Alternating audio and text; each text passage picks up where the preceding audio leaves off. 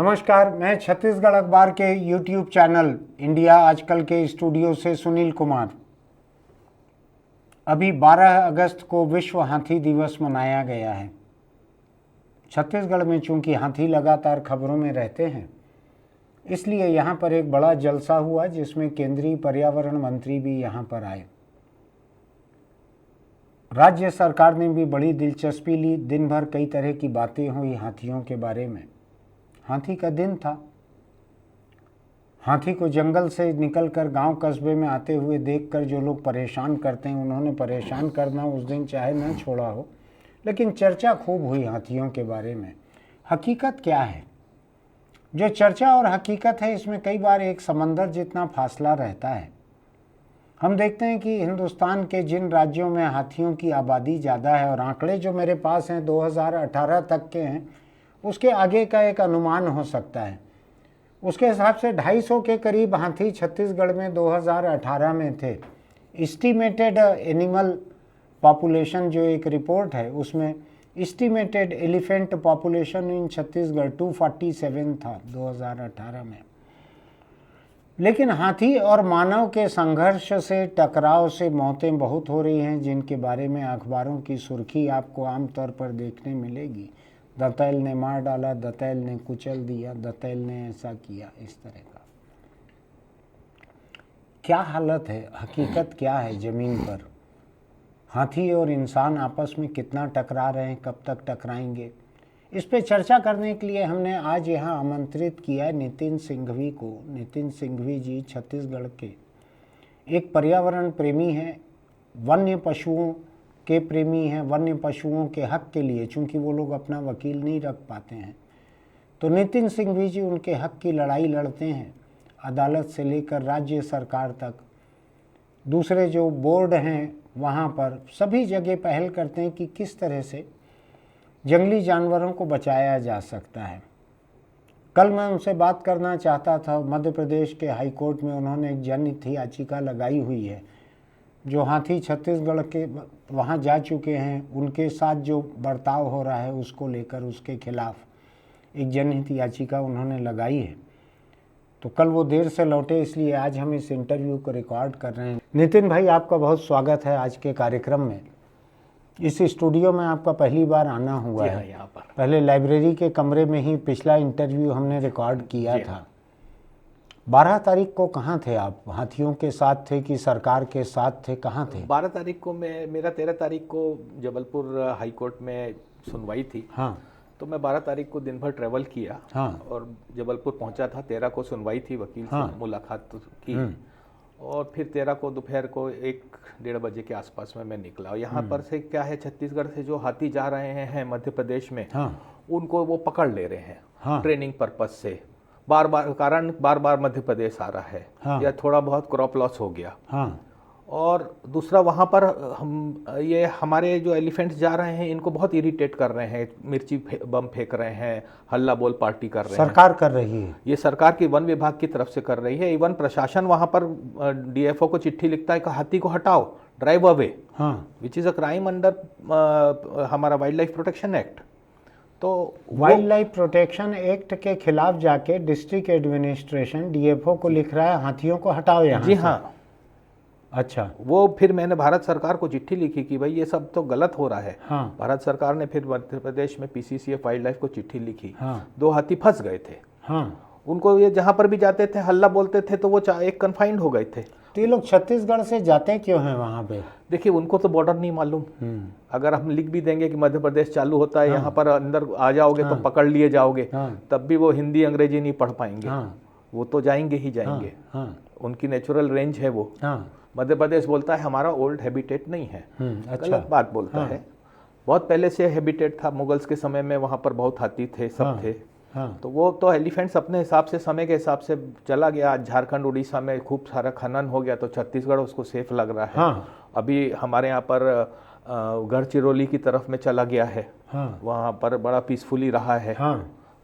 वो नवेगांव को जो है एलिफेंट रिजर्व घोषित कर रहा है महाराष्ट्र। तो वो तो जाते रहेंगे जहाँ पर होगा। अब छत्तीसगढ़ में खनन होगा तो वो और दूसरी जगह ढूंढेंगे।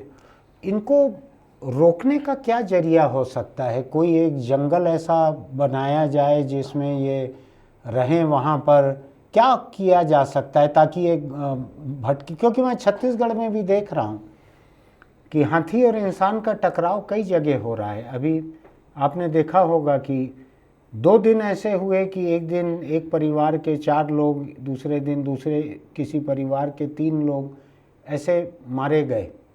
मैं ये तो नहीं कहूँगा कि हाथी ने मार डाला उनको, भले वो खबरों में वैसे ही आता है, वो कोई न कोई टकराव हुआ होगा, सामना हुआ होगा, संघर्ष हुआ होगा।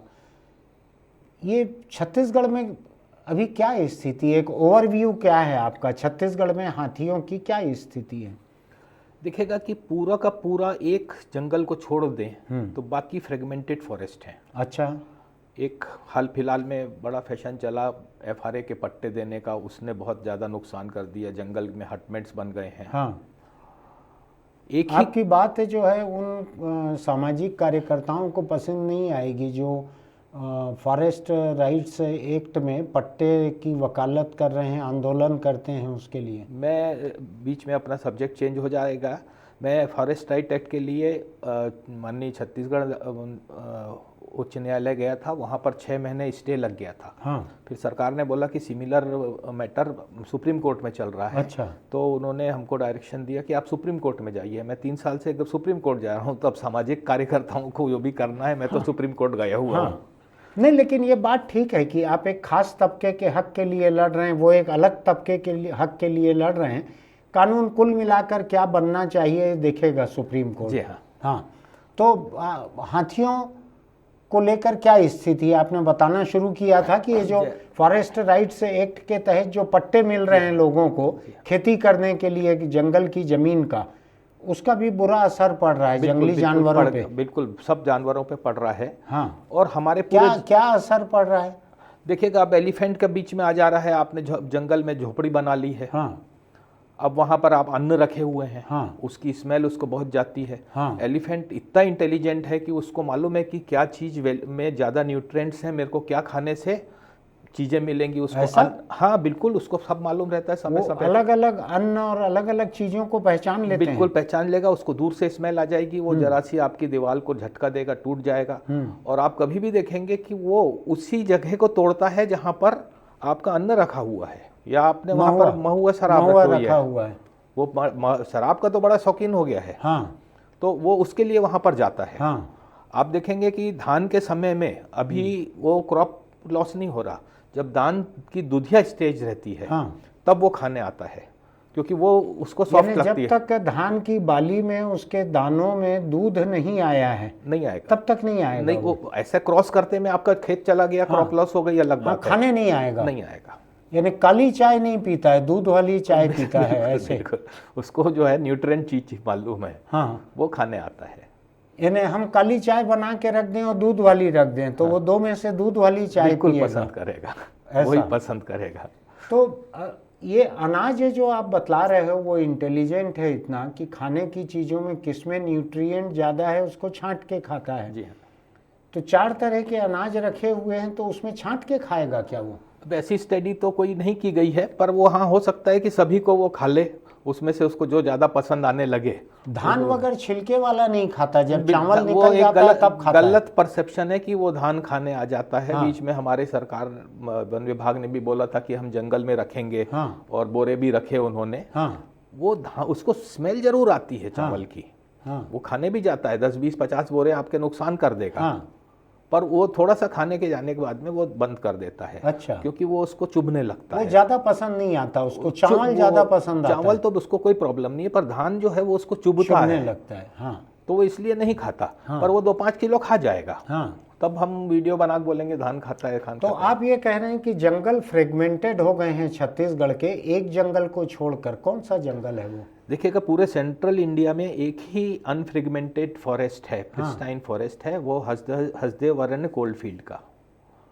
वही अकेला है सेंट्रल इंडिया में अनफ्रेगमेंटेड। जी हाँ। जिसके कतरे कतरे बंट नहीं गए हैं, वो अकेला है। अब उसी को बांटने की तैयारी खबरों में सुनाई पड़ती जी हाँ, है। उस पे बाटरों में तो खबरों में क्या, वो तो बिल्कुल ओपन फैक्ट हो गया है। हाँ। उसके ऊपर से एनजीटी ने एक आईसीएफआरई संस्था है हाँ जो फॉरेस्ट के ट्रीज वगैरह के संबंध में एक्सपर्टाइज है, हाँ। और दूसरी है wild life institute of India. हाँ तो एनजीटी ने बोला कि ICFRE in consultation with wild life institute India report देगी ट्रीज एंड वाइल्ड लाइफ को हाँ। करके। तो आईसीएफआरई ने अपने एक रिपोर्ट अलग बनाई, डब्ल्यूआईआई ने दूसरी बनाई। डब्ल्यूआईआई ने दो चीज़ें वहाँ पर लिख दी हाँ कि जो ओपन है अभी हाँ परसा ईस्ट केते बेसिन, इसको छोड़ करके हाँ। ये भी इसका जो एरिया ओपन है वही बस, हाँ अलॉटेड नहीं, हाँ बाकी सबको ओपन को जो है उसको छोड़ के बाकी को नो गो एरिया कर दिया जाए। यानी आगे कोई नया हिस्से में खुदाई ना हो, कोई एक्टिविटी नहीं हो किसी प्रकार की, कोई एक्टिविटी ना हो, न जी हाँ। खुदाई हो, न कंस्ट्रक्शन हो, न कुछ हो, न रिसॉर्ट बने, कुछ नहीं हो ऐसा। नो गो हो जाए। 2008 में जयराम रमेश ने भी किया था, फिर बाद में उस विड्रॉ करना पड़ा पॉलिटिकली। हाँ। फिर अभी डब्ल्यूआईआई ने कहा है, ये ताजा रिपोर्ट है ये 2 साल पुरानी रिपोर्ट है ये। यानी ताजा है, बिल्कुल उसके ताजा बाद है। की उनकी रिपोर्ट हसदेव के ऊपर नहीं है। उसके ऊपर से नहीं है। और इसमें एक चीज जो मैं आपको बता दूं कि ये जो नो गो वर्ड लिखा है ये डब्ल्यूआईआई की रिपोर्ट में लिखा है। रिपोर्ट फाइनल प्रस्तुत करनी थी आईसीएफआरई को, हाँ उसने इस शब्द को डाइल्यूट कर दिया। अच्छा। अब वो कोई भी पढ़ेगा जो भी रिपोर्ट, वो तो आईसीएफआरई की पढ़ेगी, तो उसमें तो उसको नो वर्ड ही नहीं है। हाँ पर डब्ल्यूआईआई की तो रिपोर्ट में उन्होंने क्या लिखा, गो गो कर दिया उसको। उन्होंने बोला कि कुछ बड़ा ट्रिकी सेंटेंस दे दिया कि हमको इतना कड़क शब्द नहीं मिले उसमें। अच्छा। तो वो फिर चला गया, उसको छत्तीसगढ़ शासन ने भी एडमिट किया है कि नहीं रिपोर्ट को, ये भी अभी कहीं कोई दस्तावेज नहीं है। हाँ। और वो आगे सब बढ़ गया है। तो अब कुल मिला के ये है कि हसदेव को काटने की जो तैयारी चल रही है, जो कटाई शुरू हो चुकी है, उसके बाद ये जंगल जो है ये भी अनफ्रेगमेंटेड, साबुत जंगल नहीं बचेगा ये। बिल्कुल नहीं बचेगा। मैं आपको एक इसी डब्ल्यूआईआई रिपोर्ट का एक बहुत ही, मैं जिस पे सोचता हूँ कि डब्ल्यूआईआई ने उसमें सोबर शब्द यूज़ किए हैं, सोफिस्टिकेटेड लैंग्वेज की है, और क्या करना चाहिए था।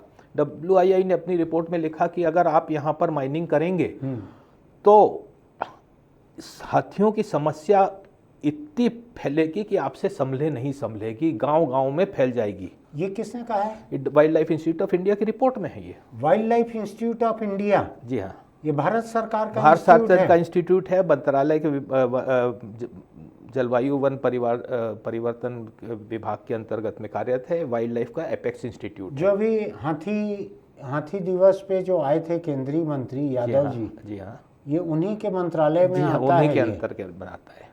तो वो तो रिपोर्ट को देख के आए होंगे कि छत्तीसगढ़ जा रहे हैं, यहाँ हसदेव पे बात होगी, हाथियों पे बात होगी, समझ के आए होंगे वो तो यहाँ।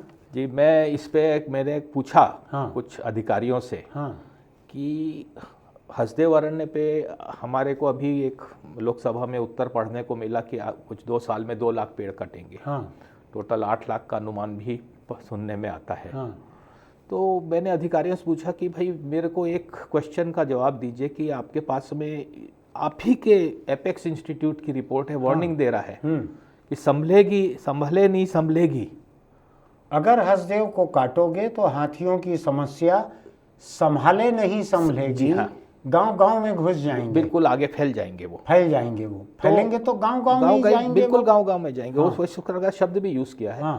तो मैंने पूछा कि एक तरफ तो आपकी खुद की एपेक्स इंस्टीट्यूट ये बोल रहा है, दूसरी तरफ आपका ये भी बोल रहे हैं कि पेड़ काटेंगे, तो फिर मेरे को ये नैतिक अधिकार कैसे है कि मैं छत्तीसगढ़ में ये 12 तारीख का सेलिब्रेशन करूं? तो मेरे को सीनियर ऑफिसर्स बोले कि आपकी इस बात का जवाब किसी के पास नहीं मिलेगा। अच्छा। और अब मैं दूसरी बात जो आपसे कहना चाहूँगा, हाथियों ने असल में ये खबर पढ़ी नहीं होगी, 12 तारीख को उनके नाम पे सेलिब्रेशन हो रहा है।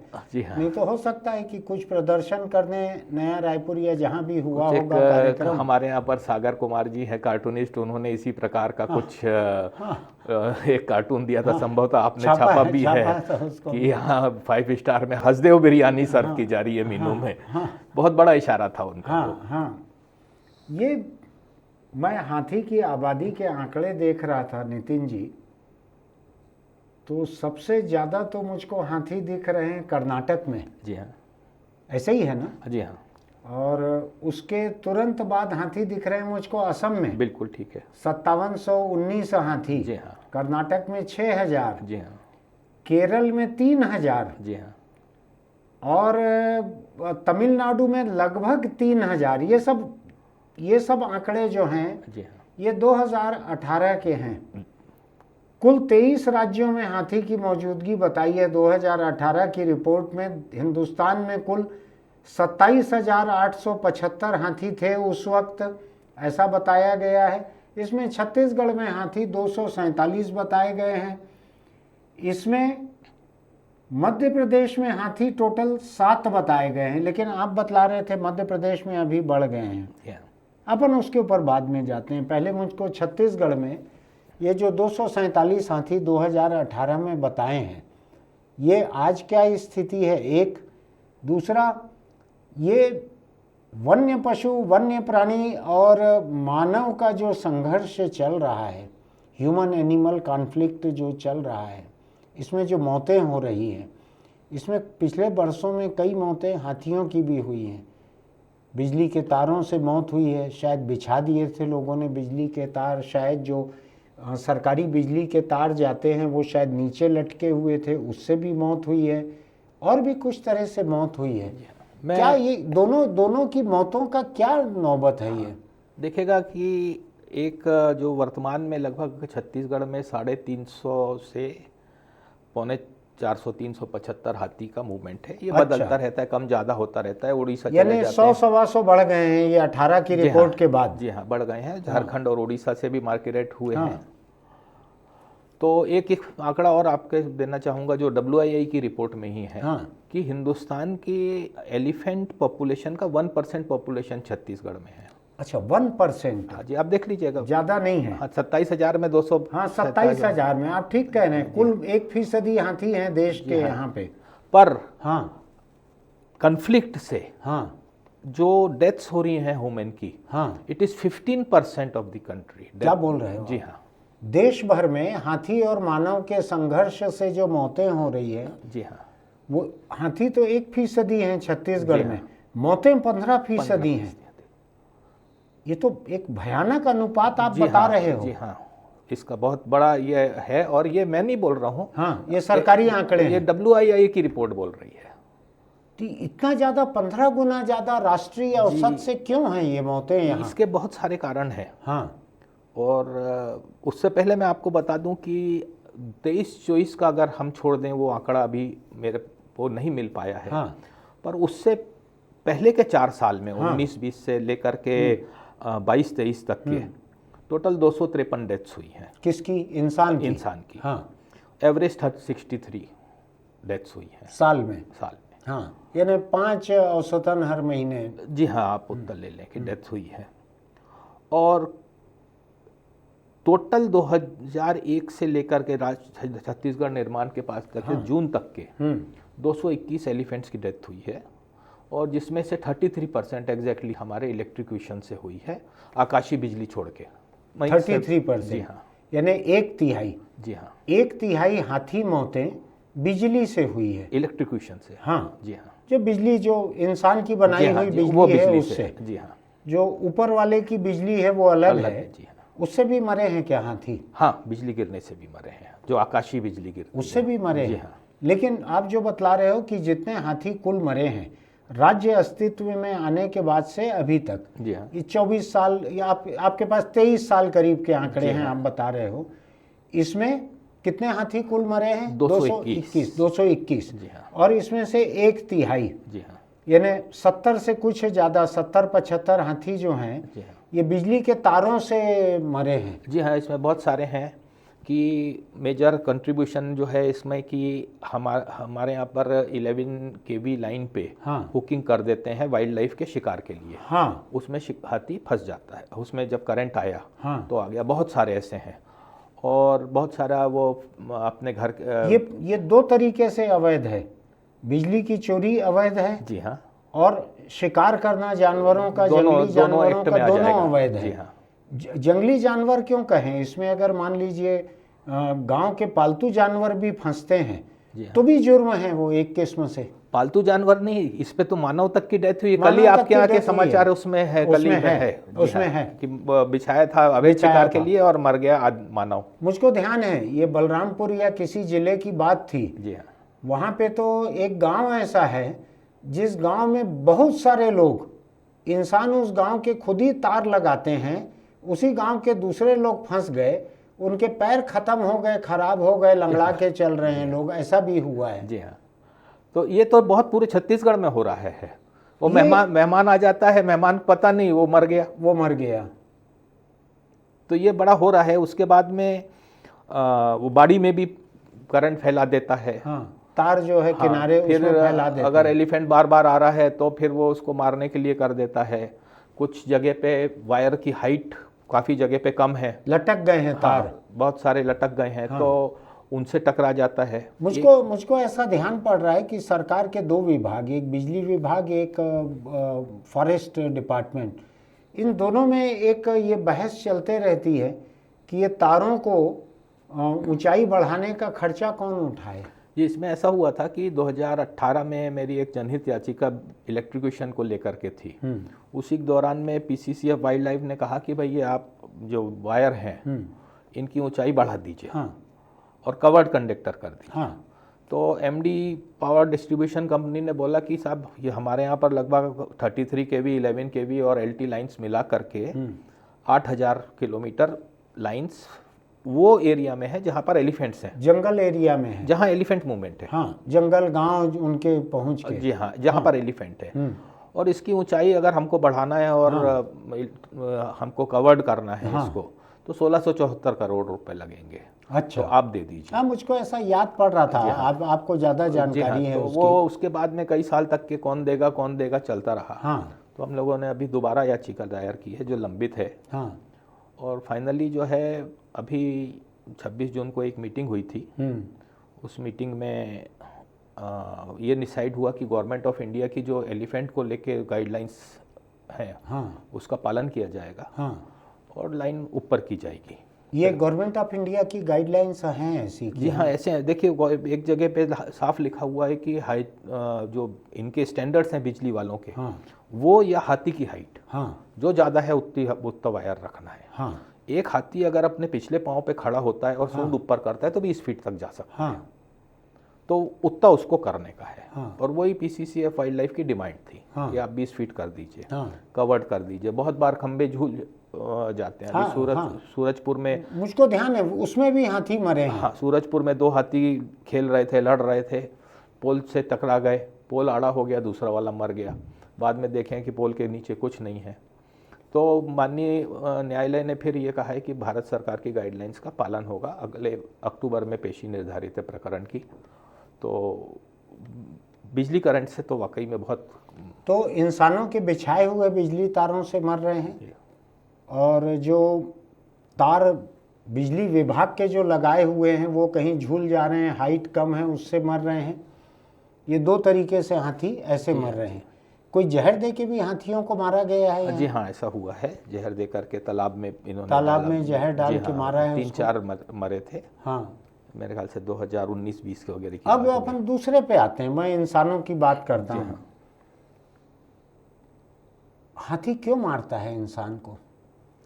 हाथी देखिएगा कि एक तो मेरे को जो लगता है कि हाथी की एक मेमोरी बहुत ही ज़्यादा तेज है। उसको ये समझ में आ गया है कि ये हमको परेशान कर रहे हैं। अच्छा। और उस कारण से अब ये इरिटेट हो गए हैं। ऐसा कोई बदला लेने वगैरह का नहीं रहता भावना। 2 प्रकार से डेथ हो रही है। लेकिन अभी वो रिपोर्ट को पढ़ नहीं पाए होंगे ना कि हसदेव में 2 लाख पेड़ कटने हैं? नहीं, और अभी नहीं 8 पढ़ लाख पाए अभी हैं, पढ़ नहीं पाए हैं। हाँ जी हाँ, कुछ मैं व्यवस्था करेंगे। ऐसा तो नहीं है कि हसदेव के जो आंदोलनकारी हैं आलोक शुक्ला, वो हाथियों के बीच में जाके बोलते हैं पूरा जंगल और कट जाएगा तुम लोगों का, तो गुस्से में जाके लोगों को मार रहे हैं? तो नहीं, वैसा तो नहीं है। अभी वो कार्टूनिस्ट ने ही बोला था कि अब और कटेगा हसदेव, तो हमको दोष मत दीजिएगा। तो इसमें अब जो प्रश्न हमारा जो उठ रहा है कि हाथी क्यों मार देता है, तो देखिएगा कि बहुत सारे तो चांस इनकाउंटर हैं। अच्छा। तो पहली बात तो कि मैं आपको बताऊं कि 2500 साल पहले चाणक्य ने लिखा है कि हाथी हमारे दोस्त रहे हैं सैकड़ों सदियों से। हाँ और हम मानव और हाथी हाँ बिना कन्फ्लिक्ट के जिंदा नहीं रह सकते। हाँ वो 2500 साल पहले बोला था कि कन्फ्लिक्ट आपका बरकरार रहेगा, को एग्जिस्ट करने में कन्फ्लिक्ट बरकरार रहेगा। अच्छा, जबकि 2500 साल पहले तो कोयला खदान वगैरह का जी नहीं कटा रहा, भी नहीं था, होता। जंगल जी हाँ, वगैरह। जी हाँ, उस समय भी कॉन्फ्लिक्ट थोड़ा बहुत चलता बिल्कुल था चलता था। ऐसा। हाँ, ये चाणक्य का लिखा हुआ है, इट्स रिटन। हाँ, तो तो आज तो कई लोगों को चाणक्य कहते हैं, वो लोग देखते नहीं है इसको क्या है। मैं तो उसी पे रहूंगा जो 2500 साल पहले लिखा हुआ है। हाँ तो अब जैसे कि चांस इनकाउंटर में मर गए, तो ये चांस एनकाउंटर क्या है? देखिएगा, चांस इनकाउंटर ऐसा है कि आप मोटरसाइकिल में जा रहे हैं, हाँ। कुछ आ रहा है, वो हाथी ऐसा कर दिया आपको। हाँ। तो उतने में तो वो आप 40 फीट दूर जाके मोटरसाइकिल उसकी गिरेंगे, नियत मारने की नहीं उस वक्त रहती, नहीं है। वो देखता है कुछ आवाज आ रही है, जी क्या हाँ, आ रहा है। एक ये हो गया। हाँ। चांस इनकाउंटर में हुआ कि आपकी झोपड़ी जो है वो तो गया था खाने के लिए, हाँ। झोपड़ी को दिया, आप थे वहां पर, दब गए, दब गए, दीवार मर गए। दीवार रह ये गई, हो गए। दब गए ऐसा। दूसरा,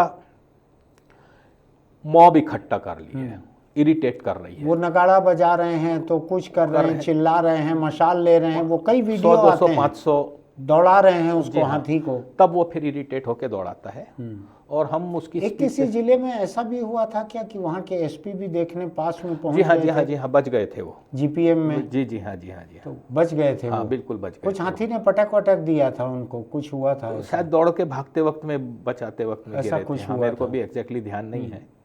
बहुत सारे लोग सेल्फी होते हैं। ये कब भी बात निकल रही है, मैंने अभी सुझाव दिया है कि जितनी हमारे पास में मानव डेथ्स हुई है, जितना भी हुआ है, हमारे पास में कोई डाटा ऐसा कंपाइल्ड नहीं है एनालिसिस जिसके आधार पे किया किया जा जाए सके कि किन स्थितियों में कितनी ये मौत बिल्कुल, हुई है। जैसे कि रात में हुई है, दिन में हुई है, बिल्कुल जंगल सही। में हुई है, गांव में हुई है, अपने घर में हुई है। वाह, जी हाँ, वो आदमी था, उसकी एज क्या थी, औरत की एज क्या थी, उसकी आईसाइट कैसी थी, उसको उधर आपने वार्निंग दे रखी थी कि नहीं, वार्निंग के बाद में भी वो निकला। अभी वार्निंग का क्या सिस्टम है छत्तीसगढ़ में? छत्तीसगढ़ में वार्निंग सिस्टम में भी जो है, ये 2-3 प्रकार के सिस्टम्स इन्होंने कर रखे हैं। एक व्हाट्सएप मैसेजिंग है, हाँ, ये 2-4 साल से चला रहे हैं कि किस इलाके में हाथी मूव जी कर हाँ, रहे हैं। हाँ, एक और भी है, आकाशवाणी में आता है हाँ 5 बजे शाम को कि कौन से जगह पे कितने हाथी हैं करके। पर उसमें मेरे को ऐसा लगता है कि वो शायद जल्दी का रिकॉर्ड रहता होगा, तो हाथी तो तब तक निकल जाता निकल जाते हैं, रियल टाइम बेसिस पे नहीं है वो। कुछ जगह पे हमने रेडियो कॉलर लगाए थे तो उसका मूवमेंट निकालता था, पर रेडियो कॉलर की रीडिंग भी जो हम लेते हैं तो कॉलर की बैटरी की लाइफ रहती है उन नंबर्स पे, जितनी बार आप रीडिंग लेंगे उतनी उसकी लाइफ ख़त्म होगी। तो अब 12 बजे मैंने लिया कि वो कटघोरा में था। अब वो मैं जब 12 बजे रीडिंग लिया, उसके बाद में फिर 4 बजे ले रहा हूँ, 5 बजे ले रहा हूँ, तब तक के तो कहीं और निकल जा रहा है। ठीक। कंटिन्यूस मॉनिटरिंग मैं अभी उसी दिन बीबीसी पे सुन रहा था कि असम में शायद काफ़ी हाथी हैं, 5700 हाथी हैं, कर्नाटक के बाद दूसरे नंबर पे। उसमें आ रहा था बीबीसी पे कि असम गवर्नमेंट जो है उसने एक मोबाइल ऐप बनाया है और उस मोबाइल ऐप से लोगों को वार्निंग मिलती है कि कहाँ पे हाथी हैं, किस तरफ बढ़ रहे हैं, कहाँ पे आ रहे हैं। छत्तीसगढ़ में भी है क्या ऐसा? जी हाँ, छत्तीसगढ़ में है, पहले से है। हाँ, पर इसमें भी काफ़ी अच्छा उनको मिल जाता है हाँ। रिस्पॉन्स। और एक ही बस प्रॉब्लम मैं जो समझता हूँ कि जहाँ पर मोबाइल की कनेक्टिविटी नहीं रहती हाँ, होगी, हाँ। वहाँ पर ये प्रॉब्लम हाँ। आएगी। लेकिन एक चीज़ बतलाओ आप नितिन भाई, हाथी जाता है, आप बोल रहे हो महुआ खाने, महुआ की बनी शराब पीने और अनाज खाने के लिए, जी हाँ, या गुड़ होगा उसको खाने के लिए। लोग अपने घर में हैं जी हाँ, तो सामान को पेड़ पे थोड़ी टांग के रखेंगे, अनाज गुड़ महुआ तो घर पे ही रहेगा लोगों के। तो दोनों एक जगह है, इंसान भी वहीं पे है और हाथी का जो खान पान है वो भी वहीं पे है। तो कैसे रात को मैं अपने घर के सामान को क्या बाहर रख के सो जाऊं कि हाथी तुम इसको खा के चले जाना, घर मत तोड़ना? क्या करें? देखिए, इस पे एक मैं फिर आपको बताऊं कि चाणक्य की बात को, कि हम बिना कन्फ्लिक्ट के को एग्जिस्ट नहीं कर सकते, पहली बात। और हाँ। आपके प्रश्न का उत्तर ये है कि मैंने जो पिछले वन मंत्री थे उनके समय में सुझाव दिया था, दुर्भाग्यपूर्ण से उन्होंने तो मंजूर कर लिया था सुझाव पायलट प्रोजेक्ट के लिए। मैंने बोला कि इनके यहाँ पर हमको 20-20 किलो के कंटेनर्स फ्री में देने चाहिए। अच्छा, जो एयर टाइट रहेंगे, एयर टाइट रहे, जिसकी गंध न जाए। जी हाँ, और उसको हमको पायलट में ट्राई करें हम 2-4 गाँवों में, हाँ, कि कितना फ़र्क पड़ रहा है। हाँ, और वैसे ही वो महुआ भी रखना है, हाँ, तो वो महुआ के लिए भी हम एयर टाइट करें। हाँ, और कुछ जहाँ पर संभव हो वहाँ पर उनको एक जो हम तहखाना सामान बनवा करके भी दे दे, जहाँ से और भी नहीं निकले।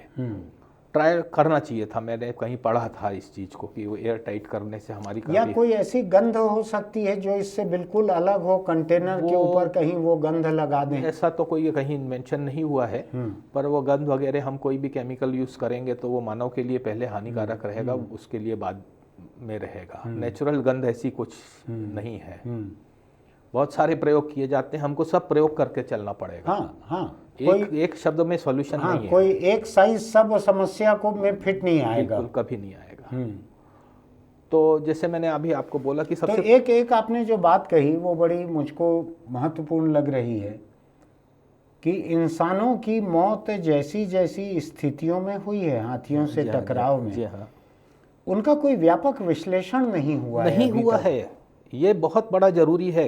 टाइम ऑफ डेथ आप देखिए, बहुत ज़्यादा डेथ्स मॉर्निंग समय में हो रही है, जब वो अपने दैनिक कार्यों के लिए निकल रहा है 4 बजे 5 बजे। रात को वन विभाग वार्निंग देता है, बैरियर पे चौकीदार बोलता है मत जाने दो, अंदर मत जाओ। उसके बाद हम जब ज़बरदस्ती जाते हैं तो हमको ये देखना पड़ेगा। मैं तो ये यहाँ तक के बोलता हूँ कि जो वार्निंग के बाद में जा रहे हैं, सेल्फी लेने में डेथ हुई है। एक जना था, कोई मेरे को ध्यान है कि लेके मासी फ़ोन लगा के बोला कि ले मासी आवाज़ सुन हाथी की, ऐसा मोबाइल लगा कर वो हाथी वहीं निपटा दिया। तो ये सुसाइड केसेस में तो मेरी राय में तो कंपनसेशन ही नहीं देना चाहिए, ये सुसाइड है। तो हम समझ ही नहीं रहे हैं, और हम एक स्टडी कर लेंगे अगर। क्या कंपेंसेशन मिलता है नितिन जी? 6 लाख रुपए मिलता है। मैं आपको इसका आंकड़ा भी दे दूं कि हमारे यहाँ पर जो ह्यूमन लॉसेस हुए हैं, वो जो मैंने आपको बताया कि पिछला साल को छोड़ के उससे पहले जो 253 डेथ्स हुई हैं, उसमें हमने 13 करोड़ 60 लाख रुपए मुआवजा दिया है ह्यूमन लॉसेस एंड इंजरी का। और क्रॉप लॉसेस में हमने उसी पीरियड 4 साल में 42 करोड़ 50 लाख का अच्छा कंपनसेशन दिया। अच्छा, इसका एक अलग से पटवारी वगैरह से मूल्यांकन होता होगा? जी हाँ। क्रॉप लॉस कितना हुआ है? जी हाँ, क्रॉप लॉस का सिस्टम एक रिवेन्यू बुक है। उसमें 30% मिनिमम क्रॉप लॉस होना चाहिए, तो गिनेंगे कि लॉस है। जी हाँ। अब मैं क्रॉप लॉस पे बात आई है, हाथियों से संबंधित है। पिछले वन मंत्री को मैंने सुझाव दिया था कि आप सब बोनस भी दे रहे हैं और ये सब हो रहा है, और मैंने बोला कि आपने जो क्रॉप लॉस का रेट रखा है ये 10,000 रुपये एकड़ है, और वो आज आपका 60,000 रुपये एकड़ का उसको ग्रॉस रिसिप्ट हो रही है, सब मिला करके, और वो 40,000 कमा रहा है। ये भी 3100 रुपया क्विंटल वाला नहीं था, उसके पहले वाला रहा। उसका पहले वाला था, अभी बढ़ गया तो और बढ़ गया है। और 2016 के MSP पे है। तो मैंने उनको बोला कि ये जो है रियलिस्टिक रहना चाहिए, प्लस वो मेंटल एक जो उसको टॉर्चर हुआ है गोनी रहे, उसका भी जोड़ना चाहिए। मैंने बोला, मैंने किसानों से बात की, इसी में जो डाटा हम कलेक्ट करने की बात कर रहे हैं, कितने किसान क्रॉप बचाने गए, वो हमको भी मिलना चाहिए। वो आंकड़ा मिलेगा तब हम समझ में आएंगे। तो मैंने कुछ जगह बात की, बोले हम अगर हमको इतना पैसा मिलने लगेगा, मैंने डिमांड की थी 25,000 रुपये कर दीजिए आप, और ये 30% वाला हटाइए, उसका 5% भी होगा तो उसको मिलना चाहिए, क्योंकि वो बोनस से तो वो हो गया, डिप्राइव हो गया। आप जो बोल रहे हो मुझको याद पड़ रहा है, 3100 रुपये प्रति क्विंटल। जी हाँ। और 1 एकड़ में 21 क्विंटल तक की खरीदी। 20 क्विंटल अभी कर दिए शायद, 21 किए हैं, 21 किए हैं। हाँ। तो कुल मिला के 60,000 रुपये एकड़ तक का हो रहा है। और उसको आप 10,000 एकड़ से दे रहे हैं, उसमें 30% की कंडीशन डाल दे रहे हैं। तो मंत्री जी समझे, चिट्ठी भी लिखे, फिर बाद में क्या हुआ, और इसमें जो है आपको लेकिन हसदेव के जंगल कटने की जो फाइल थी उसमें तो पिछली भूपेश सरकार के दस्तखत थे, और अभी जब नई सरकार बीजेपी की आई और उसने पेड़ कटवाए 1 हफ्ते के भीतर ही शायद हसदेव के, तो ये तर्क दिया कि ये फैसला जो है ये तो भूपेश बघेल की सरकार का फाइल पे लिया हुआ फैसला है। देखिएगा, मैं पॉलिटिकल तो आंसर नहीं दूंगा, पर मैं जहाँ तक देख रहा हूँ कि 14 के पहले की जो कांग्रेस सरकार थी, हाँ केंद्र में, हाँ उसके समय भी इसकी कार्रवाई की गई, 14 के बाद की भी की गई, हाँ और पहले पूर्व की भाजपा की शासन थे उसमें भी की गई, और पहले वाले कांग्रेस शासन में भी की गई। छत्तीसगढ़ में केंद्र में दोनों पार्टीज ने इसके लिए कार्रवाई की है। हाँ। तो कार्रवाई किसके लिए की है? रोकने के लिए, काटने के लिए? काटने के लिए। हाँ, कोल ब्लॉक अलॉटमेंट के लिए। हाँ। कोल ब्लॉक अलॉटमेंट होगा, खुदाई होगी, तभी पेड़ कट जाएंगे। हाँ। तो इस पेट भरेगा पेड़ कटेगा, कुछ इस तरह का वो जो भी होगा। हाँ। तो हमारा तो बड़ा नुकसान होगा। हाँ। मैं क्रॉप के ऊपर से आपको और बोल रहा था। हाँ। कि एक नया और ट्रेंड मेरे को मिला है कि किसान कंपनसेशन नहीं ले रहा है। ये क्यों? ये इसलिए कि उसको तो 10,000 रुपये से आप दे रहे हैं, 30% और हो गया। हाँ। मान लीजिए उसका 50% हो गया है। हाँ। तो जो महासमुंद या और जो आसपास में कहाँ जहीं क्रॉप होगा, वो स्मगल्ड वाला ले करके, स्मगल्ड वाला जो इस किसान के स्थानीय किसान उसके कागज पे, जी हाँ, उसकी ऋण पुस्तिका पे वो जो धान बिकता है, जी हाँ, उसमें उसको ज़्यादा पैसा बच जाता है, जो मुआवजा ले लेगा। हाँ, तो इसकी ऋण पुस्तिका पे दूसरे का धान नहीं बेच पाएगा उतने का। ये भी हो रहा है। ये भी हो रहा है। हाँ। तो मेरे को, मैं बात किया तो ये सब हमारे मुआवजा इतना कम है कि इससे ज्यादा पैसा तो हम ऋण पुस्तिका किराए में दे के हम कमा बिल्कुल लेंगे। हाँ, आप बॉर्डर की तरफ में तो इजीली आपको उड़ीसा का धान मिल जाएगा। हाँ। और दूर भी है तब भी मिल जाएगा। तो ये हो रहा है क्योंकि मेरे को खुद को ये बताया गया। मैं गया था नवागांव तरफ में, तो वहाँ बताया कि यहाँ किसान नहीं लेते, मुआवजा नहीं लेते। हाँ। कि हमारा ऋण पुस्तिका साबुत रहे, खेत भले कुचल जाए, फिर बोनस मिल जाए, हम अपना खरीद लेंगे और हम अपना दूसरे का उड़ीसा का धान अपने ऋण पुस्तिका के बेच पे उसमें पैसा कमा लेंगे। लेकिन अब उड़ीसा में भी बीजेपी की गवर्नमेंट ने 3100 रुपया कर दिया है। तो अब उड़ीसा का धान यहाँ शायद नहीं आएगा। अगर वो लोग ठीक ठाक खरीदेंगे तो फिर अब शायद मुआवजा लेने लगे यहाँ के किसान। जी हाँ, वहाँ धान का रेट बढ़ने के बाद बिल्कुल हो सकता है। हाँ। अभी परसों ही मैं तो बाहर था, पर पेपर में पढ़ा। हाथी का बात करें, बीच में एक कोई नाम सुनाई पड़ा था, कुमकी हाथी कहीं से लाए हैं। जी हाँ। जो छत्तीसगढ़ के जो हाथी अराजक और बेकाबू हो गए हैं, हाँ, उनको वो काबू करेंगे वो, और वो हाथी ट्रेनिंग देगा और इन लोगों को थोड़ा शरीफ या सीधा बनाएगा, ऐसा कुछ था। क्या था वो मामला? कुमकी हाथी, 5 कुमकी हाथी लेके आए थे, जहाँ तक के 2018-19 की बात है। हाँ। कर्नाटक वगैरह से। हाँ। वहाँ पर बहुत पकड़ लेते हैं इलीगल तरीके से, और पुराने भी उनके कैंप एलिफेंट्स में बहुत एलिफेंट्स हैं। हाँ। कुनकी का वर्ड जो है वो हिंदुस्तान में ही उपयोग होता है। अच्छा। हाथियों का ये अब्यूज है। इसका मतलब क्या है कुमकी का? कुनकी एक बहुत पावरफुल हाथी रहेगा, बड़ा हाथी रहेगा। अच्छा, दबंग। हाँ, दबंग रहेगा, आपकी कमांड मानेगा, जिसको देख के जंगली हाथी भाग जाए। अच्छा। पर कुछ साल पहले तो एक जंगली हाथी ने हमारे कुनकी की पिटाई कर दी थी। हाँ। तो ये लेकर के आए हैं। कहीं कहीं पे दबंग लोग भी मार खाते हैं। जी हाँ, वो वैसे ही हुआ होगा। हाँ। तो ये 5 को रखा हुआ है रमकोला में। हाँ। मैं तो साहब इसके टोटली विरोध में हूँ। किराए पे लेके आए हैं वहाँ नहीं, देखिए वहाँ से तो ये फ्री में दे देते हैं वो लोग, तो इतने सारे पाल लिए हैं, इतने पकड़ लिए हैं। हाँ। कि आप आकर ले जाओ, मुसीबत। ऐसा? जी हाँ, आप लेके चले जाइए। तो उन्होंने खुशी खुशी 5 दे दिए। हाँ। 2 फीमेल थी। हाँ। और 3 मेल हैं। ये क्या नस्ल अलग रहती है कि क्या रहता है? एशियाटिक है। उनके कैप्चर हैं, खाली बस कुनकी नाम थे। हाँ। और कुछ तो बड़े छोटे थे, उनको बहुत टॉर्चर करके ट्रेनिंग दी इन्होंने कमांड मारने के लिए। मेरे पास उसके वीडियोस हैं, मैं दिखाऊं तो आप तो जैसा भावुक आदमी रो दे। इतना टॉर्चर करके ट्रेनिंग दिए हैं यहाँ छत्तीसगढ़ में? छत्तीसगढ़ में। और बहुत बोलते दावा करते कि ये हम कितने साल पहले की बात ये है? 5 साल पुरानी बात है। 5 साल हाँ, पुरानी। उसके बाद में रमकोला में इन्होंने एलिफेंट रेस्क्यू सेंटर बनाया, वहाँ ले जाके रख लिया।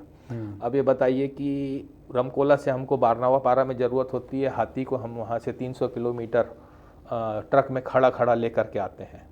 मैं एक वन विभाग के अधिकारी को बोलता हूँ कि तेरे को ट्रक में खड़ा कर देते हैं और तेरे को 300 किलोमीटर लाते हैं, तब तो दरअसल समझना वो भी तो जानवर आएगा। स्लिप डिस्क में और सर्वाइकल डिसलोकेशन दोनों में पड़ेंगे। जी हाँ। अभी और ये इतने भारी भरकम बदन वाला हाथी जो है, इसको एक जगह से दूसरे जगह जहाँ जरूरत है वहाँ 300 किलोमीटर ट्रक में ले जा रहे हैं, सिंगल बिना आराम के। अभी एक बारनावा पारा में था, सुबह 6 बजे रवाना किए, 7 बजे वो अचानक मार्ग पहुंचा। दूसरे दिन उसको फिर दूसरी जगह भेज दिए, 4 डेथ और 3 डेथ हुई, तो अभी 3-4 कुनकी इनके ट्रेवल कर रहे हैं। तो ये दिस इज इनह्यूमन।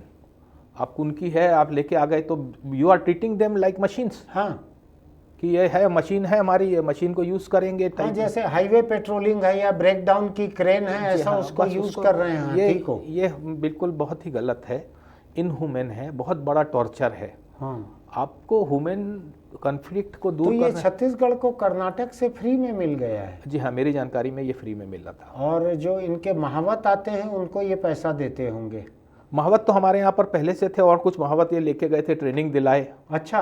क्योंकि वो वहाँ पर मेन प्रॉब्लम हो रही थी कि कुछ भाषा की, क्योंकि वहाँ के महावत की कन्नड़, तो हाथी कन्नड़ समझता था। अच्छा। फिर हमारे यहाँ छत्तीसगढ़ी वगैरह समझाने के लिए कुछ टाइम लगा। हाँ, तो ये उसको हल्बी और गोंडी और सरगुजिया ऐसा भी हाथी को सिखाते होंगे? ये अभी तो छत्तीसगढ़ी में ही ये करते हैं, ऐसा जो 5 को लाए हैं पुराने भी, और हमारे यहाँ 3-4 कैप्टिव तो हैं। ये यहाँ पे कुछ काबू कर सके क्या कुनकी हाथी यहाँ के हाथियों को?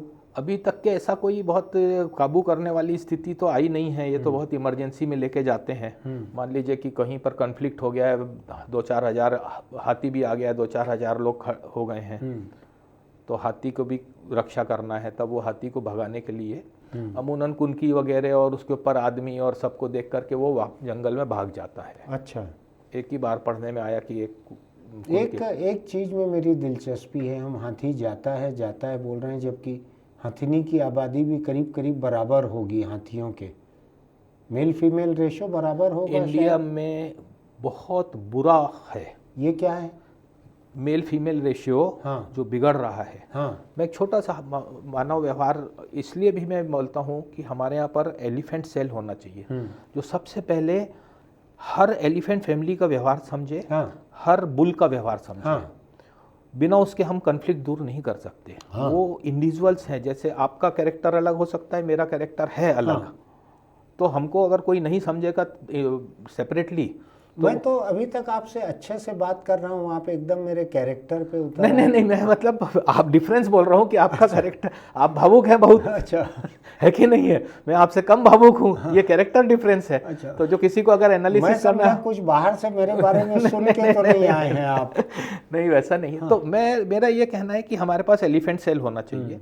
एवरी इंडिविजुअल एलिफेंट फैमिली का बिहेवियर मालूम होना चाहिए। बुल, अब बुल के लिए मैं बताऊं आपको, बुल यानी नर हाथी के लिए जो बुल बोलते हैं हम उसको, तो नर हाथी को 10 से 15 साल के बीच में फैमिली अलग कर देती है, और ज़्यादा संख्या में वो खुद अलग हो जाते हैं। उसका एक रीज़न है कि एक ही खून में मतलब वंश वृद्धि नहीं हो, इनब्रीडिंग ना हो। जी हाँ, ये खुद होके करते हैं ये? जी हाँ, 10 से 15 साल में। फॉरेस्ट ऑफिसर को जाके नहीं करवाना पड़ता? नहीं, ये बहुत ही इंटेलिजेंट है, ये खुद कर देते हैं। और अगर काफ नहीं जा रहा है तो उसको फैमिली अलग कर देती है, यानी उसको नया घर बसाओ, तुम अपना जाओ अलग से। उसके बाद में बुल 80% लाइफ अकेले गुजारता है। कुछ बुल्स रहते हैं जो डेडिकेटेड रहते हैं किसी फैमिली के लिए, पर उसके साथ हरदम नहीं घूमते, 4-5-10 किलोमीटर के दूर में घूमते रहते हैं। और 80% लाइफ ये अलग रहते हैं। रिप्रोडक्शन के समय जब मूल मस्क में आएगा तो ये फीमेल सर्च में निकलते हैं। अच्छा। 70-80% लाइफ, 70-80% जिंदगी जो है पुरुष हाथी की, नर हाथी की, वो अपने परिवार से अलग रहती है। उनका परिवार ही नहीं रहता। 20-25% जिंदगी जो है शुरू की, जी हाँ, उतना ही घर के साथ रहता है, हाँ। माँ बाप के साथ, जी हाँ, घर के जी साथ रहता जी है। हाँ। जो हमारे यहाँ कुछ एक ऐसे धर्म या जाति के लोग हैं जो मरने तक माँ बाप के साथ रहते हैं। जी हाँ, और एक धर्म कम से कम मुझको ऐसा याद पड़ रहा है जो इन ब्रीडिंग की दिक्कतें झेल रहा है, जी हाँ, यानी जिसको क्लोज ब्लड ग्रुप कहते जी हाँ, हैं, जी हाँ। उससे जितने जेनेटिक प्रॉब्लम्स आते जी हैं हाँ। उसको एक धर्म कम से कम झेल रहा जी है हाँ। हिंदुस्तान में। जी हाँ। आबादी बढ़ना रुक गया है, आबादी गिरती जा रही है, लोग जवानी में बूढ़े दिखने लगे जी हैं। हाँ। तो आपका कहना यह है कि जहाँ जवान हुआ हाथी, रिप्रोडक्शन की एज आई, तो नर हाथी को परिवार निकाल देता है, बिल्कुल। तुम अपना हाँ, घर बसाओ, जी तुम हाँ। अपना बाहर जाओ, हाँ। ऐसा। हाँ, तो वो फिर अकेले रहता है। वो फिर अकेले रहेगा। और अब चूंकि वो छोटा है, हाँ, तो वो ट्रेनिंग पाने के लिए छोटा यानी कितने साल की 10 से उम्र में 15 उसको के बीच निकाल, में। 10 से 15 साल उम्र जब उसकी रहती है, जी हाँ, तो उसको विदाई कर देते हैं जी उसकी। हाँ, हाँ। तो वो फिर जो है, जब शुरू में तो बड़े शॉक्ड रहता है, जैसे आपने किसी बच्चे को एक जबरदस्ती, डिटैचमेंट शॉक रहता है। जी हाँ, जैसे आपको कि जबरदस्ती हॉस्टल भेज दिए, हाँ, वो बड़ा आसपास ही घूमता रहता है। हाँ। पर उसका खुद का रिक्वायरमेंट और शेक और इतने साल, हॉस्टल में तो कम से कम बराबरी के बहुत सारे बच्चे रहते हैं, कुछ रहता है, ये एकदम अकेले हो गया। पर फिर ये जो है, हाँ। अब मेल्स को ढूंढ लेता है। आप अधिकतम देखेंगे 2 नर घूम रहे थे, 3 नर घूम रहे थे, हाँ। 5 घूम रहे थे। हाँ। बुल ग्रुप्स कहलाते हैं। हाँ, उसमें एक सबसे सीनियर वाला रहता है, वो हाँ। ये लोग हायरार्की डिसाइड करते हैं। यानी इनका मुखिया एक रहेगा। जी हाँ, वो ट्रेनिंग देता है इनको, डिसिप्लिन में रखता है, सिखाता है। हाँ, और वो फिर जैसा भी मस्क में आया, हाँ। कई बार ऐसा हो सकता है कि मस्क में आने का मतलब यह है कि जब मीटिंग सीजन उनका आता है, जी हाँ, टेस्टोरेंट एक सीक्रेशन होता है जब हाँ। उसका सेक्स का डिजायर, अगर हम नॉन टेक्निकल भाषा में हाँ। समझें कि एक हाँ। ऐसे स्टेज आती है जब उसका सेक्स का डिजायर हो जाता है, रिप्रोडक्शन करने के लिए उसको फीमेल की जरूरत है। हाँ, हाँ, उस समय वो बड़ा एक्टिव हो जाता है, हाँ, ढूंढता है चारों तरफ। बहुत, बिल्कुल। वो इतना ढूंढता है कि उसका वजन कम हो जाता है। बिना खाए पिए वो फीमेल की सर्च करता है, कई किलोमीटर, 100 किलोमीटर, 200 किलोमीटर चल देगा। यानी बदन की भूख जो है वो पेट से थोड़ा शिफ्ट हो जाती है, ऐसा अपन। जी हाँ, बिल्कुल, उसका हाँ। वजन भी कम हो जाता है। हाँ, तो वो अब हमारे यहाँ पर क्या है कि इस व्यवहार को हम समझे नहीं है। अब आपको इतने एब्यूजिव वर्ड्स उसके लिए मिल जाएंगे। हाँ, दल से भगाया हुआ दंतेल, हाँ, हाँ, इतना गुस्सैल है कि दल ने भगा दिया।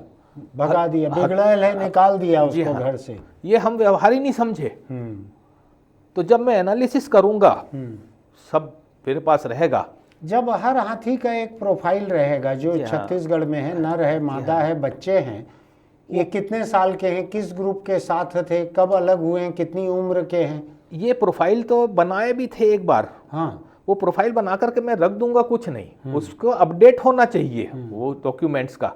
ये क्या है, उससे मेरे को फायदा, मान लीजिए कोई हाथी समस्या में है। यानी एनिमल्स के लिए जो संवेदनशील है कोई अधिकारी, वही इस काम को कर सकते हैं। हमारे पास डेडिकेटेड चाहिए, हाँ, जो कि वाइल्ड लाइफ समझें, हाँ, इनिशियल सर्विस से लेकर के वाइल्ड लाइफ समझें, हाँ, उनका शौक हो। हाँ। क्योंकि मैं तो आप एलिफेंट पे बात कर रहा हूँ, हम हाँ। खाली अभी एलिफेंट बहुत सारे और जानवर बाकी हैं बाकी यहाँ हैं। पर। आज हमने टाइगर के चक्कर में, थोड़ा सा सब्जेक्ट हट जा हाँ। रहा हूँ, कि टाइगर के चक्कर में हमने टाइगर को नहीं, अपन हाथी के अलावा दूसरे जानवरों पे भी बात कर सकते हैं, अपन हाथी का कुछ खा के नहीं बैठे। जी मैं एक बता रहा हूँ कि हमने टाइगर को आइकॉनिक बना दिया। हाँ, उसको अब हम टोटल टाइगर सेंट्रिक हो गए। हाँ। अब टाइगर के लिए और सब करने के लिए और अभी सेंचुरी एक बन रही है, कुछ बन रहा है। वो टाइगर रिजर्व, हाँ, हम हर बात टाइगर की करते हैं। हाँ। टाइगर के को आइकॉनिक बनाने के चक्कर में ये टाइगर जो है, ये वही है जो राष्ट्रीय पशु कहलाता है यहाँ का, जी हाँ, इंडिया का। हाँ जी हाँ, बाघ।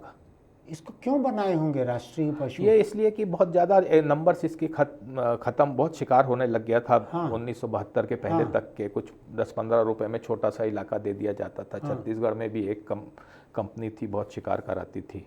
ये विद्याचरण शुक्ल की कंपनी वो थी, किसकी? अल्विन कूपर। जी हाँ, बहुत कराती थी। हाँ, अपन नाम लेने से क्यों हिचके? जी वो हाँ, तो जी हाँ।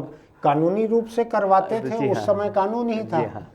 तो मेरा ये कहने का मतलब है कि हमने टाइगर के चक्कर में बाकी इम्पोर्टेंट एनिमल्स को निगलेक्ट कर दिया। नहीं, मुझको एक दूसरी हैरानी होती थी, ये बना होगा नेहरू के समय बना होगा ये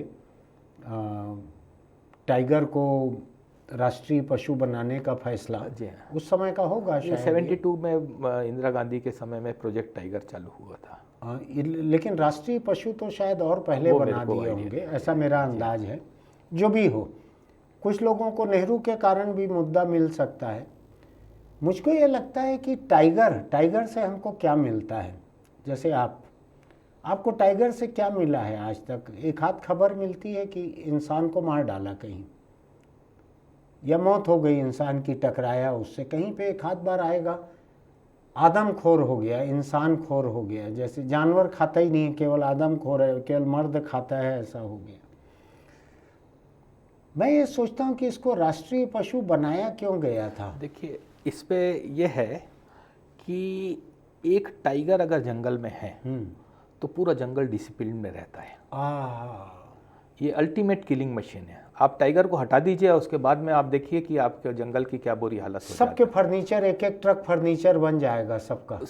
अब आप उसके बाद में लेपर्ड का दबदबा हो जाएगा। हाँ, टाइगर रहेगा तो लेपर्ड का दबदबा नहीं रहेगा। हाँ, लेपर्ड मतलब पूरा का पूरा एक जो है चेन जो है, हाँ, वाइल्ड लाइफ की हायरार्की में वो टॉप पे बैठा हुआ है। हाँ, टाइगर, हाँ, इसलिए वो आइकॉनिक है। हाँ, अनडाउटली आइकॉनिक है, अनडाउटली हर जंगल का वो आवश्यकता है। यानी जंगल का राजा है ही। ये राजा तो शेर कहलाता है, पर बात है ये, जंगल बचता कैसे है उससे? शिकारी या पेड़ काटने वाले ऑब्वियसली कहीं पर भी आप बाघ रहेंगे, हाँ, तो आप नहीं जाना पसंद करेंगे वहाँ पर जहाँ बहुत सारे हैं। इवन मेरे को जो बहुत सारे डीएफओस बोले हैं कि हमारे यहाँ एलिफेंट्स के मूवमेंट है तो हम बड़े खुश हैं। अच्छा। क्योंकि शिकार हमारे यहाँ पेड़ कटाई रुक गई है। अच्छा।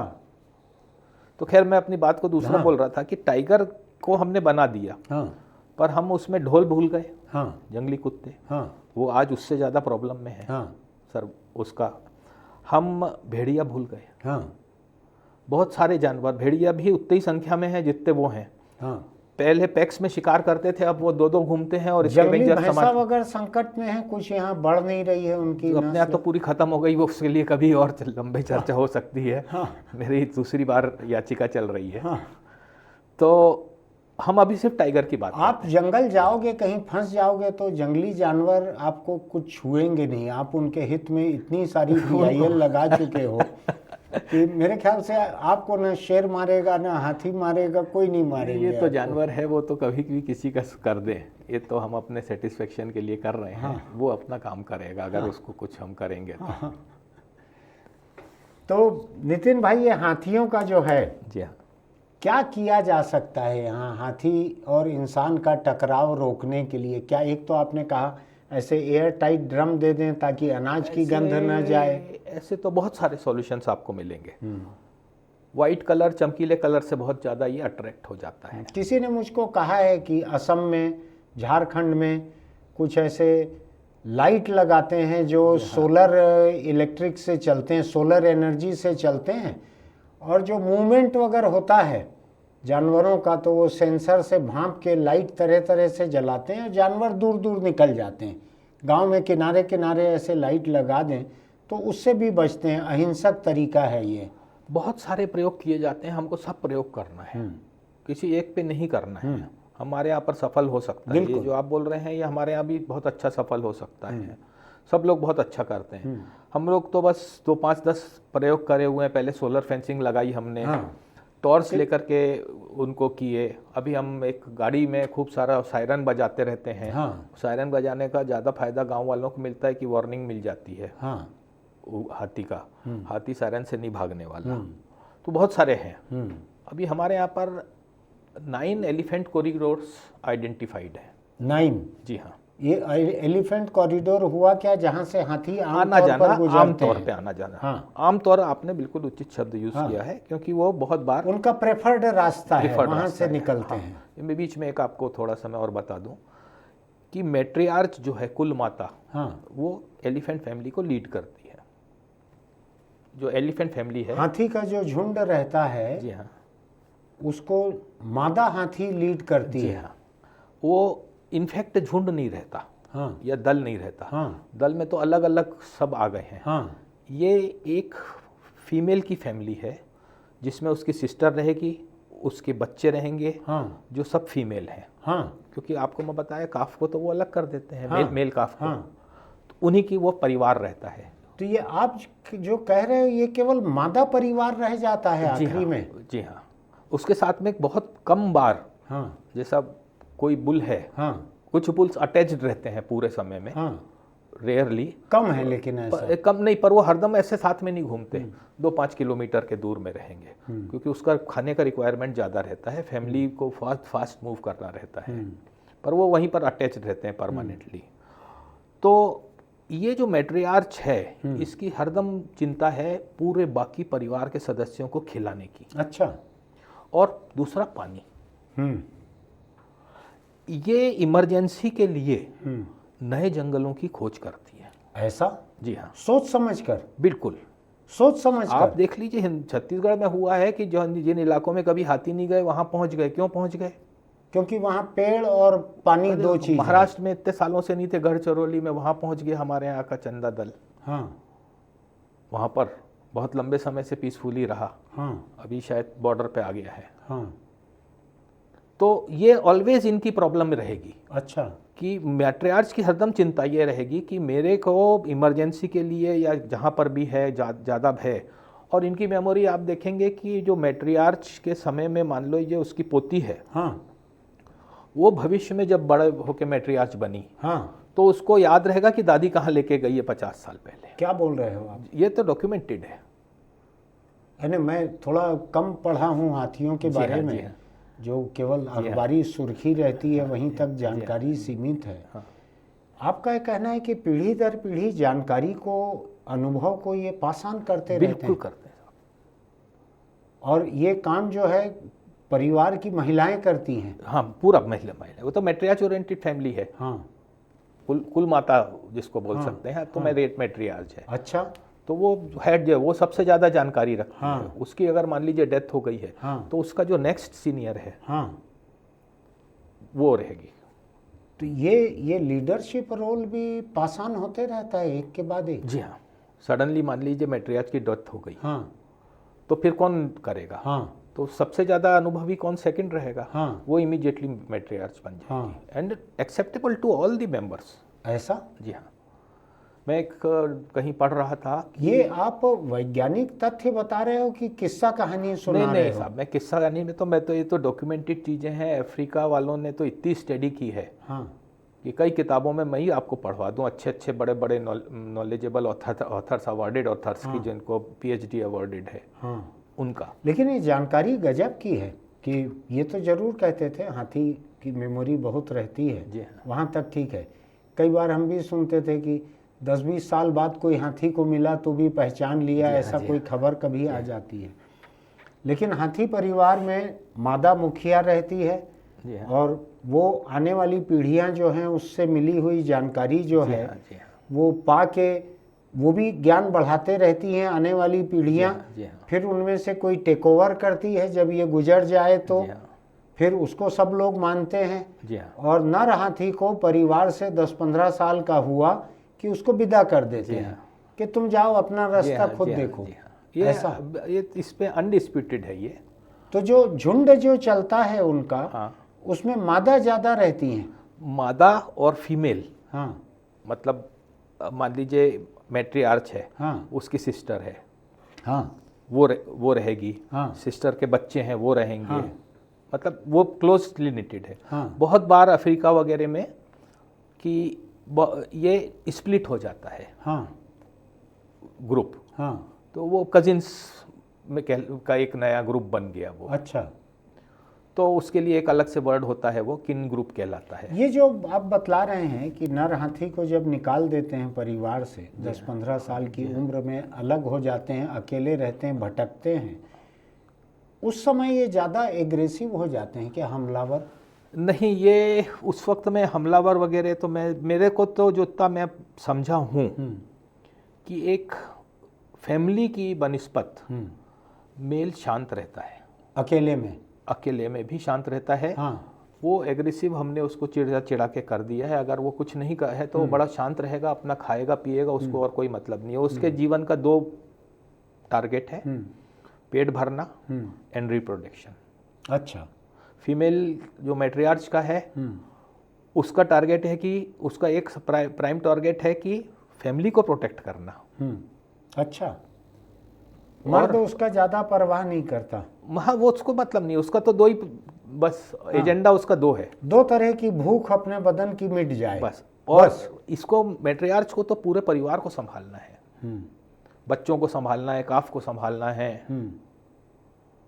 और आपको मैं बताऊं कि डेथ पे इतने इमोशनल होते हैं कि क्या मानोगे इनके सामने होगा। एक हाथ कोई घटना मैंने सुनी है कि सारे के सारे वहीं बैठ जाते हैं। जी हाँ, 2-3 दिन तक हिलते नहीं हैं। बिल्कुल सही है ये। और शायद दफना देते हैं वो लोग, कुछ ऐसा। दफनाने वगैरह का तो ऐसा कहीं पर मैं पढ़ा हूँ, पर मेरे को कहीं ऑथेंटिक नहीं मिला है। हाँ। पर यह बात तो यह है कि काफ की अगर डेथ हो गई है हाँ। तो ये वहीं पर रहेंगे, और पर्टिकुलरली उस काफ की मदर, हाँ। वो बहुत घंटों तक के स्ट्रेस में वहीं रहेगी। एंड मैट्रियार्च की समस्या ये है कि वो भी बहुत इमोशनली है। हाँ। डेफ्ने शेड्रिक एक बड़ी रिनाउंड है, डेम डेफ्ने शेड्रिक नाम है। हाँ। उसका हस्बैंड था, और डेविड शेल्ड्रिक अभी बड़ा ऑर्फन्स के लिए ट्रस्ट चलाते हैं। उसकी बड़ी किताब में लिखा हुआ है हाँ। कि वो मैट्रियार्च को भी बहुत दुख है कि वो बच्चा मर गया है, और वो वहाँ पर सब उसकी मदर बच्चे की खड़ी हुई है, पर वो मैट्रियार्च के साथ में वो दुख में रोते रोते अपनी फैमिली को लेकर के जाती है आगे, इसलिए कि उसको फैमिली का पेट भरना है। हाँ, केवल रोते रहेंगे तो खाएंगे क्या। हाँ जी। हाँ। और कई बार फिर क्या रहेगा कि वो फैमिली अलग चले जाएगी, और बच्चे की माँ वहीं रुके रहेगी। वो रुके रहेगी। हाँ। और ये दूसरा ये क्या है कि एक और अभी अपन आप इतना अच्छे से समझ रहे हैं, बात कर रहे हैं। हाँ। ये लोग आपस में बातचीत करते हैं, कम्युनिकेशन करते हैं, they have got many signals. हाँ। और ये इंफ्रारेड सिस्टम रहता है। हाँ। 20 मेगाहर्ट्ज के नीचे में ये बातचीत करते हैं, और ये 16 किलोमीटर दूर तक के कम्युनिकेशन करते हैं। इनके पास मोबाइल हमारे से बहुत पहले से है, जो हमको ऑडिबल नहीं है उस फ्रीक्वेंसी का। 20 हम इनकी आवाज नहीं सुन सकते। ये अपनी आवाज सुन लेते हैं। ये तो सुन लेंगे। हाँ। पर ये आपस का जो कम्युनिकेशन कर रहे हैं बहुत अच्छे से कम्युनिकेशन। मैं वही, ये आपस में एक दूसरे की आवाज सुन लेते हैं, मैसेज कम्युनिकेट कर देते हैं। ये लोग भी बताते होंगे कुमकी आ रहा है उस तरफ से, तुम थोड़ा दाएं से बहुत सारे निकल जाओ। आप देखेंगे कि हमारे जब कुनकी यहाँ पर रहते हैं, और बाद में से जो आज उधर वहाँ जंगल से कोई फॉरेस्ट एलिफेंट्स का फैमिली निकला, तो वो बाकायदा सूंड वूंड ऊपर करने लगते हैं, सब करने लगते हैं। यहाँ कैंप में मेरा अनुभव है ये। बारनावा पारा में कुनकी को लाके रखे थे। जैसे ऑटो रिक्शा वाले बतलाते हैं एक दूसरे को, उधर चालान चल रहा है थोड़ा ऐसे। जी। ऐसा ये बतला देते हैं। अब ये क्या कम्युनिकेट करते होंगे। अभी एक राजू हाथी को बारनावा पारा में रखे हुए थे 2-3 महीने। हाँ। बंधा हुआ है वो। उसको 2013 में राजनांदगांव से कैप्चर कर लिए थे इलीगल ऑर्डर लेकर के। हाँ। तो फॉरेस्ट एलिफेंट एक आया, दिन भर उस बच्चा मेल दिन भर उसके साथ वहां खड़ा रहा, थोड़ा बहुत उसके साथ खेलता रहा। तो वो उस फॉरेस्ट एलिफेंट को कहीं से पता लगा होगा ना दूर से कि यहाँ पर कोई एलिफेंट है, कम्युनिकेशन हुआ होगा। फिर वो दिन भर रहा, फिर चला गया। अच्छा, ये वहीं रहा। ये तो बंधा हुआ था। बंधा हुआ था। ओह, बांध के रख सकते हैं कानूनी? बिल्कुल, आप चेन फ्री कंडीशन में रखना है। हाँ, चेन फ्री का मतलब तो एक बड़ा बाड़ा जैसा बनेगा उसके लिए, जहाँ चल फिर सके। अलग अलग है, जो बहुत ही जो एलिफेंट बिहेवियर को जानने वाले हैं वो तो बिल्कुल चेन फ्री की वकालत करते हैं, और कुछ जगह लिखा है कि आपको कम उसको तो कुल मिला के नितिन भाई, आपका ये कहना है कि छत्तीसगढ़ में कई तरह के पायलट प्रोजेक्ट चलाने की ज़रूरत है कि हाथी और इंसान का टकराव कैसे कम किया जाए। लेकिन ये पायलट प्रोजेक्ट से ऊपर जो एक बड़ा प्रोजेक्ट चल रहा है, जिसमें कोयले के लिए हसदेव के जंगल काटना है, आपका कहना है कि सेंट्रल इंडिया का अकेला अनफ्रेगमेंटेड जंगल है, तो उसको जो कटना तय है, कोई 2 लाख काटेगा, कोई 8 लाख काटेगा, जब भी कटेगा ये, तो उससे हाथी चारों तरफ फैल जाएंगे, बेकाबू हो जाएंगे, हालात काबू में नहीं रहेंगे, ऐसा आपका नहीं कहना है, फॉरेस्ट इंस्टीट्यूट ऑफ इंडिया का, wild life institute of India का ये कहना है। जी हाँ। और उसको खुद केंद्र सरकार जिसका इंस्टीट्यूट है वो नहीं समझ पा रही है इस बात कोई भी नहीं समझ पा रहा है। और मैं एक चीज़ का एक सुझाव आपको और देना चाह रहा था आपके माध्यम से कि हमको हमारे आइडेंटिफाइड है कॉरिडोर्स या जहाँ पर हमारे यहाँ पर ज़्यादा हो रहा है, 9 बताया आपने ऐसे कॉरिडोर्स हैं, पर बुल्स तो बाहर निकल जाते हैं। बुल्स इनवेरिएबली बाहर घूमते हैं, उनको बहुत घूमना है, उनका खाने का रिक्वायरमेंट ज़्यादा है। बुल्स बहुत जल्दी बड़ा होता है, उसका हरदम खाने का रिक्वायरमेंट एक फीमेल की बनिस्बत ज़्यादा रहता है। बुल्स अलग अलग घूमेगा। इस मामले में इंसान के मर्द और नर हाथी इनमें कई चीज़ की खूबी है। हाँ, हो सकता है। तो हम देखते हैं कि झोपड़ी तोड़ दिया, अगर हम पक्के मकान वहां देने लगेंगे तो बनस्पत हमारा लॉस कम होगा। ऐसा जी हाँ। तो लेकिन आप तो बोल रहे हैं पक्के मकान का बिल्कुल आराम से तोड़ेगा तो दीवार से दब के मर जाएंगे लोग। फिर भी जो है एक हमारे यहाँ पर बहुत बार इनको स्कूल्स वगैरह में ले जाते हैं, कंक्रीट वगैरह का अच्छा सा बना हुआ है, प्रोटेक्टेड रहता है। बनिस्पत मैं शब्द यूज किया हूँ कि वहाँ है। एक हमारे यहाँ पर गांव था, गांव में एक मैन पार्ट के पास में कापू रेंज वगैरह है कोई, वहाँ पर एक महिला कलेक्टर थी, उसने 3-4 गांवों को शिफ्ट किया और कंड राजा करके एक गांव बनाया, उसमें सब एमिनिटीज दी, वो 3-4 गांव वालों को लाके रख दिया है, वो वेल प्रोटेक्टेड है। अच्छा, तो उसके बाद में बड़ा कंट्रोल हो गया। ऐसा नहीं तो पहले वहाँ ये कॉन्फ्लिक्ट ज़्यादा था। तो हमको इस प्रकार के कदम भी उठाने पड़ेंगे हम, क्योंकि मकान भी बना रहे हैं सब अच्छा। दूसरा क्या है कि टॉयलेट्स तो हमने कोई स्कीम में बनाए, उसका यूज़ नहीं हो रहा है, क्योंकि वो आदत सुबेरे जो है, सुबह वो बंद कमरे में लोगों को आदत नहीं है। पर तो उधर हमको सिखाना पड़ेगा उन इलाकों में। पर उसमें एक समस्या ये हो जाती है कि हमने टॉयलेट तो दे दिया है, पर पानी का इंतजाम नहीं है। और मैं तो उस बारे में कई बार लिखता हूँ इस बात को। जी हाँ, कि ये खुले में शौच मुक्त भारत जो बना है, ये महिला के कंधों पे, महिला के सिर पे बना है। उसके लिए पानी एक महिला को 4 घड़ा लाना पड़ता था, तो 5 घड़ा लाना पड़ता है। 1 घड़ा पखाने के लिए लाना पड़ता है, वरना लोग नदी नाला तालाब बावड़ी कहीं चले जाते थे।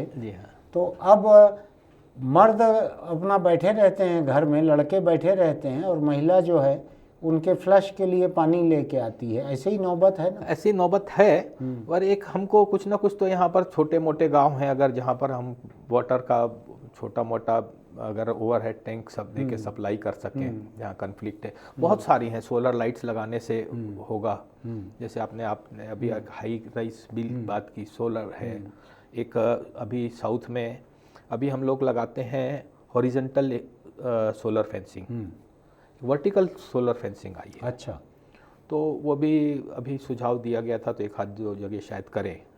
तो हमको बहुत सारे प्रयोग करते रहना पड़ेगा, एक लाइन में कोई सॉल्यूशन नहीं। एक लाइन में सिर्फ एक ही सॉल्यूशन है कि हाथी मानव द्वंद को समझना है, तो हाथी के एंगल से सोचना पड़ेगा, मानव के एंगल से नहीं। हाँ, यानी जिसके पास कलम है और जिसके पास लिखने की ताकत है आज, उसके नज़रिए से अगर हाथी का इतिहास लिखेंगे तो वो दंतैल और वो कातिल और हत्यारा और इसी किस्म का लिखाएगा। आप सिर्फ सोचेंगे कि मानव की डेथ हो रही है तो काम नहीं। आप हाथी के दृष्टिकोण से सोचिए कि उसको फ्रेगमेंटेड फॉरेस्ट कर दिया है आपने, उसके लिए सब उसका रास्ता तोड़ दिया है, आप उसको परेशान करते हैं। कोई लेकिन मुझको बोल रहा था कि एक अंबानी ने एक कानूनी चिड़ियाघर बहुत बड़ा बनाया है, वाइल्ड लाइफ सेंचुरी अपनी बना ली है। उसमें बहुत सारा जानवर ला के रखते हैं पूरे देश से, कानूनी दर्जा है उसको, गैर कानूनी नहीं है। कोई बीच में एक सोशल मीडिया पे पोस्ट भी कर रहा था कि हाथी के लिए जो खिचड़ी बनती है उसको एक कोई बड़ा पत्रकार जाके खा के और तारीफ कर रहा था। ऐसा आपने भी देखा होगा। यानी अंबानी के हाथी के लिए बनी खिचड़ी जो है एक बड़े पत्रकार को बड़ी जायकेदार लगी, ऐसा कुछ आया था। तो वैसा भी कुछ यहाँ हो सकता है, कोई प्राइवेट सेंचुरी ऐसी हो जाए बड़े? सब वो कभी वो तो हम कैप्टिव एलिफेंट्स हैं, इन्हीं को देते हैं, क्योंकि हाथी अमूमन अपना 24 घंटे में से 16 घंटा तो चरता है, खाता है, वो नेचुरल डाइट उसकी वो वही रहेगी। वो तो हम कैप्टिव वालों का पेट भरने के लिए, तंदुरुस्त रखने के लिए ये सब देते हैं, तो वो तो गलत है। वो हाथी के लिए बनी हुई खिचड़ी जो खिलाए थे पत्रकार जी को, हाँ। हाथी के लिए जो पत्ते रहते हैं उसको भी खिलाए रहते, तो स्वाद पता लगता कितना अच्छा बिल्कुल लगता। बिल्कुल। वो पत्ता भी खिलाना वो था। बार्क खाता है बड़े शौक से। वो कुछ फैटी एसिड वगैरह की अपनी कमी दूर करने के लिए बहुत फ्रीक्वेंटली खाता है। अच्छा। पेड़ों की बार्क, अच्छा, वो भी खिला देते तो पता लग जाता। बहुत शुक्रिया नितिन भाई, जी बहुत अच्छी बातचीत हुई, मेरा तो ज्ञान बहुत बढ़ा है इसमें। आप लोगों ने इस बातचीत को सुना, आपको बहुत सारी जानकारी मिली होगी। मैं हाथियों के बारे में इतनी बातें पहली बार जान रहा हूँ, और फिर दोबारा मैं बात करना चाहूँगा नितिन सिंघवी जी से, जो कि पर्यावरण पे काम करते हैं, वन्य पशुओं के लिए काम करते हैं, अदालत सरकार तक दौड़ भाग करते हैं। आपको अगर हमारी ये बातचीत अच्छी लगी होगी, और मैं तो कहता हूँ बच्चों से लेकर बड़ों तक सबको आप ये बातचीत सुना सकते हैं, मेरा दावा है। हाथियों के बारे में जितनी बातचीत अभी हुई है, बातचीत नहीं हुई है, मुझको सुनने मिला है, इतना कम ही जगह होता होगा। तो आपको अगर ये अच्छा लगे तो हमारे YouTube चैनल इंडिया आजकल को सब्सक्राइब कीजिएगा, लाइक कीजिएगा, नोटिफिकेशन की बटन दबाइएगा, इस लिंक को दोस्तों को भेजिएगा, दोस्तों के बच्चों के लिए भेजिएगा कि ये तुम्हारे बच्चों के लिए इस हफ्ते की गिफ्ट है। इस हफ्ते उनको दिखाना, सुनाना, उनका ज्ञान बढ़ेगा। मेरा तो कम से कम बढ़ा है, मुझको नहीं मालूम था इतना कुछ। हम आपसे फिर मिलेंगे। चलते चलते एक छोटी सी सलाह आपको दे रहा हूँ, बीड़ी, सिगरेट, गुटखा, तम्बाकू अगर इसका शौक आप रखते हैं, इसको छोड़ दीजिए, क्योंकि इन चीज़ों की वजह से आपको कैंसर होता है। मुझको किसी ने कहा, मुझको पता नहीं है ये बात सही है कि नहीं, किसी ने मुझको कहा कि तंबाकू खाने वाले लोग जहाँ पे थूकते हैं वहाँ की चींटियों को भी कैंसर हो रहा है ज़मीन की। ऐसा कहा है किसी ने, बात वैज्ञानिक है कि नहीं मुझको नहीं मालूम। इतना खतरनाक है तंबाकू का पीक थूकने से वहाँ ज़मीन पे चींटियों को कैंसर हो रहा है, ऐसा किसी ने कहा है। ये बात मैं मजाक में कह रहा हूँ, अवैज्ञानिक बात है, लेकिन खतरा समझ लीजिए। चलिए, हम फिर आपके साथ रहेंगे, फिर किसी बातचीत को लेकर। तब तक के लिए विदा दीजिए नितिन सिंघवी जी, और मैं अगली बार फिर आपके पास किसी विषय को लेकर आएंगे।